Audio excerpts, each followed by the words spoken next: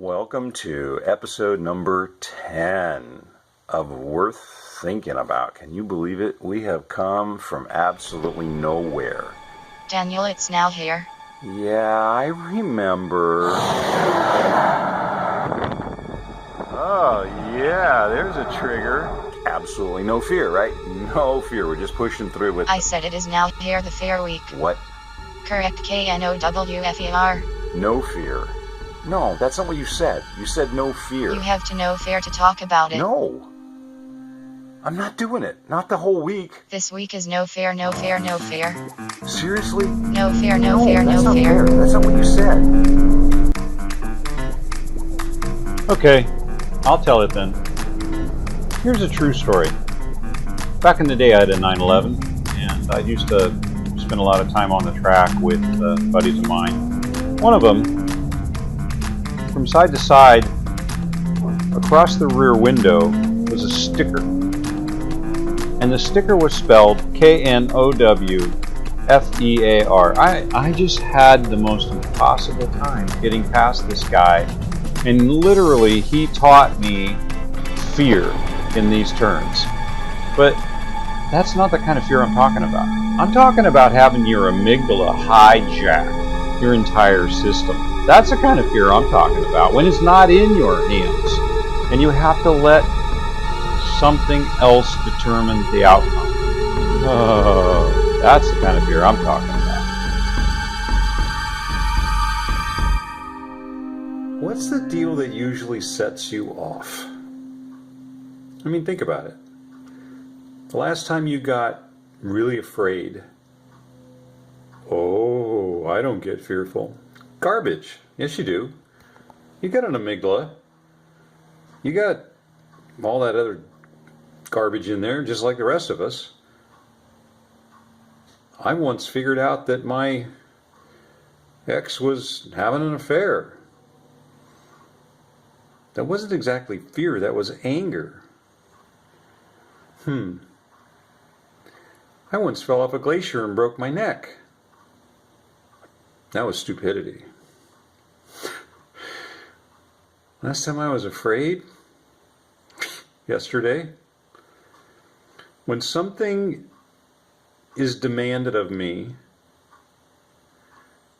and I don't believe or feel or have experience in delivering that answer in the time frame available, when I can't put together the resources to solve the problem in the time that it has to be done, when I think life is happening without my consent, without me having the ability to influence it, I get afraid.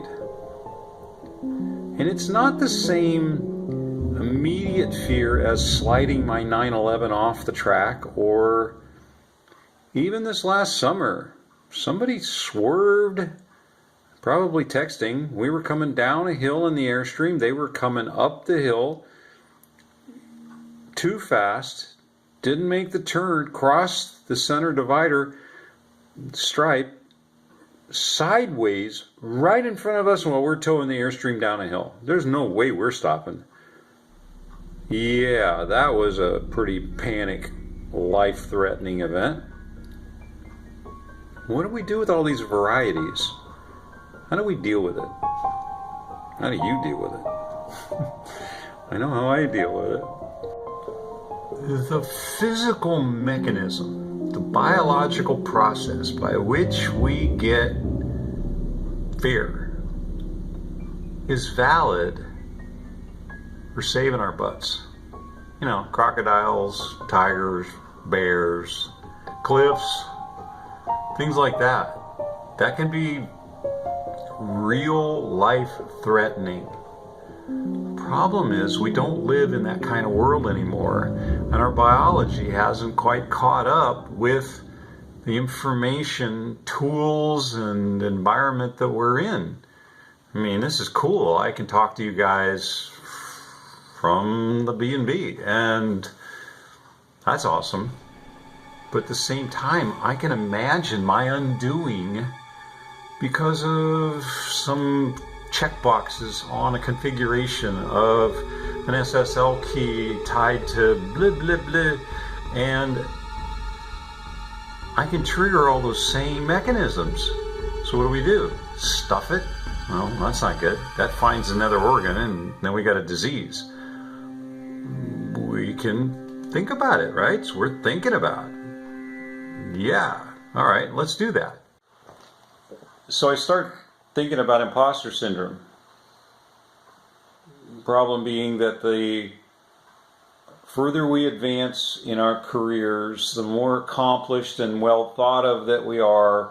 It's been proven that we have greater fear of being exposed, of someone finding out that we're just a normal human. And I look it up, and just a few hours ago, Michelle Obama was speaking on her challenge with imposter syndrome. So then we were just saying that most people are unwilling to say, what am I saying? I'm not all that smart. We're all just trying to figure it out, but most people are unwilling to admit it. That's right. They are unwilling to admit it. Fear? We're unwilling to admit that we're just trying to figure this out because we're afraid, men. Period. Lincoln and I are figuring out a business that does not exist. And I today talked to him about, holy shit, Lincoln, this scares me. I've not been here before. How about you? He's like, oh, I won't let him say it for himself. But the point is, why are we so afraid to admit the truth to each other? Well, first of all, with our clients, here's your wisdom when you're ready. And the stuff that I do, and okay. You're so smart. Tell us your wisdom. Everybody I interact with has a judge-free, safe zone. Oh, come on. It's confidential. We need to come to you as God. So, no, it means... You need to be our savior. Absolutely not. It means you have a safe place to share without judgment. But that's not the real world. You are not our whole world. We are not afraid of you. Men are afraid of telling each other that they don't have their shit together. The point I'm making is that there is wisdom in who you share what with. Emotions make us pay attention right now. This is urgent and gives us an immediate action plan without having to think twice.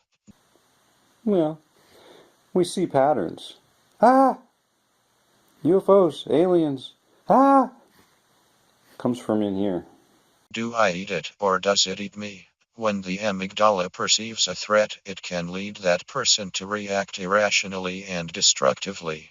When the amygdala remembers a threat, it acts before any possible input from the thinking/rational brain, the neocortex.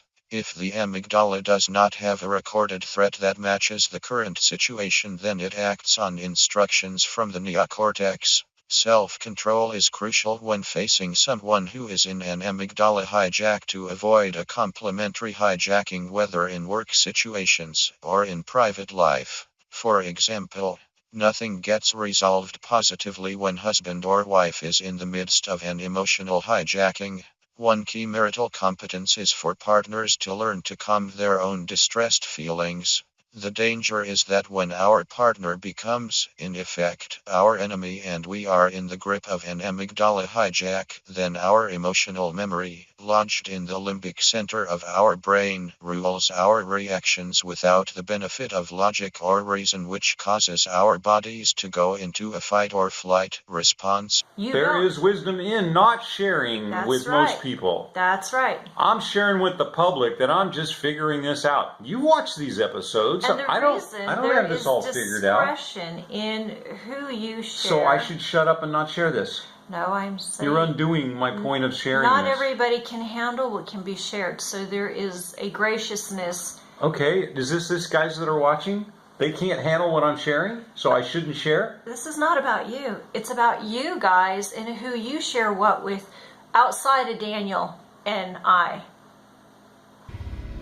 How are you ever going to follow her advice and make a transparent YouTube channel? Don't follow her advice. She doesn't know what we're doing. She's a woman. Ooh, that was going to come back on me. No, it's not. Bye, guys. I got to go. I'm afraid. Hey, Angelina, you should see this. Looks like an almond. You know, your amygdala looks like an almond. I really like almonds. You like almonds? Hey, come back, bring my almonds back. You might remember a couple episodes ago we talked about the curve going from Maslow's physiological needs, right, on the left-hand side when we lay it down, up through self-actualization, right? And we go from scarcity through abundance, right? You start out, yay, and you eventually make your way up, or you're dancing around on the summit. I've made it, yay for me. Okay, so let's take a little bit of a closer look at either here or here. It doesn't really matter.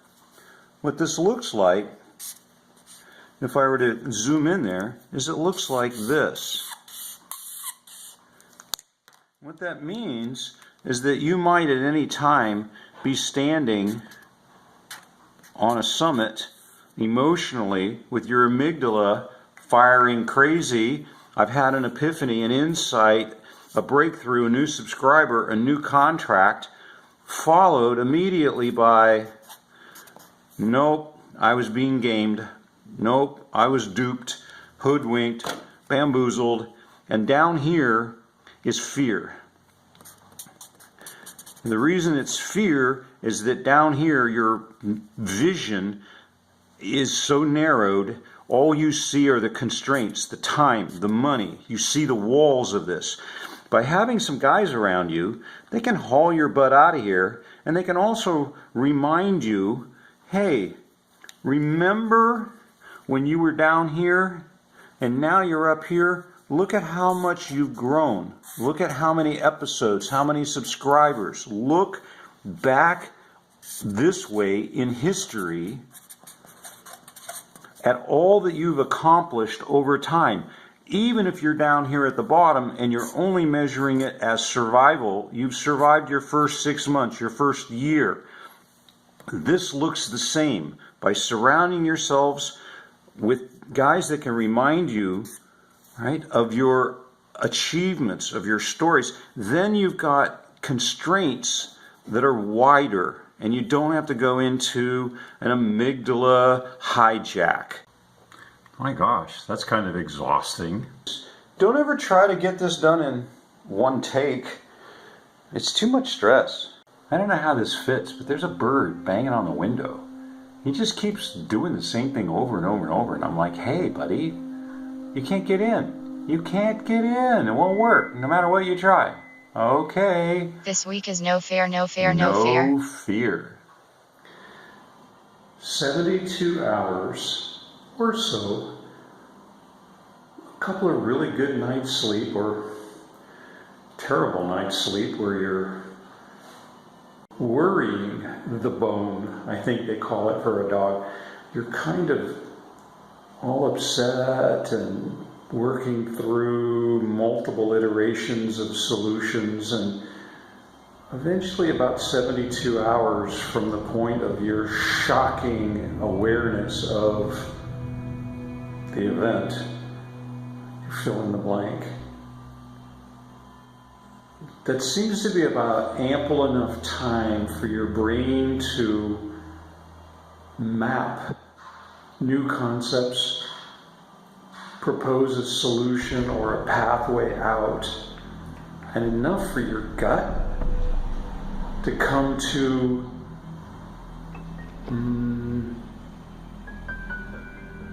agreement, enough for your gut to have a dominant voice in a decision. Get it? It starts with, what here? Holy shit. Fear. No fair, no fair, no fair. Fright. All of the adrenaline, all of the emotion, all of the memories of, all the times that this has happened before. Here you go, no fair. It goes eventually up here with, but I'm in it. Willpower, intention, all that stuff. But it isn't until that down there, your gut, Daniel, it'll be okay. Comes to really drive you, that you get a sense of relief, a sense of, okay, I have confidence. I'm not convinced. I have confidence that I can leap. Trust us, it'll be okay. You can't steer a bicycle unless you're pedaling. If you're frozen in fear, give it 72 hours or so to grow those dendrites, to be able to come to a gut confidence level.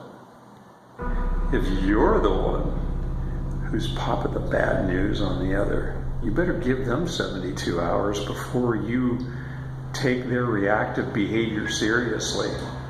Cut them a little slack. They got to go through and figure all this out as well. You can't just shut the stuff off, if you know what I mean. You might recall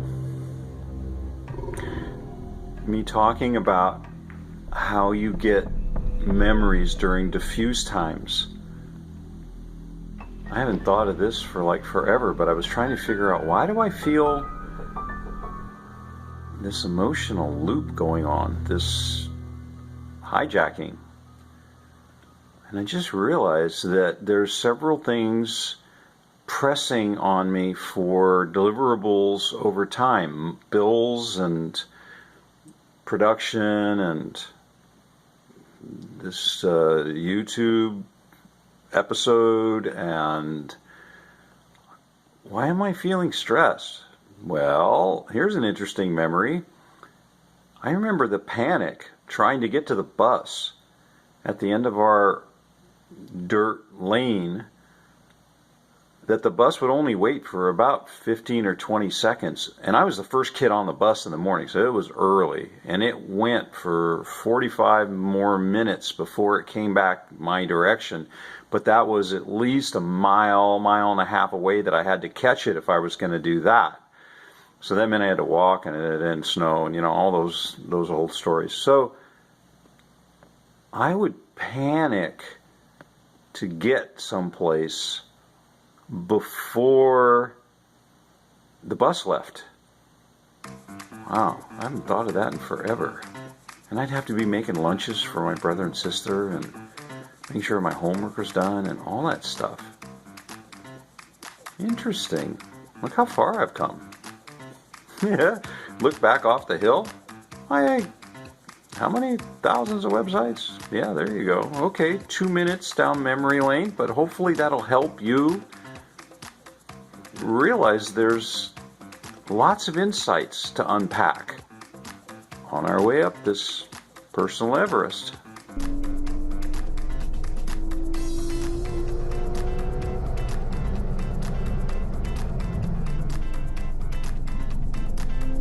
I'm telling you, it's been quite the week, all over the place for me. But now, you know fear. And you know what to do. Subscribe to our channel. Come over and have a conversation. Share what you know about fear.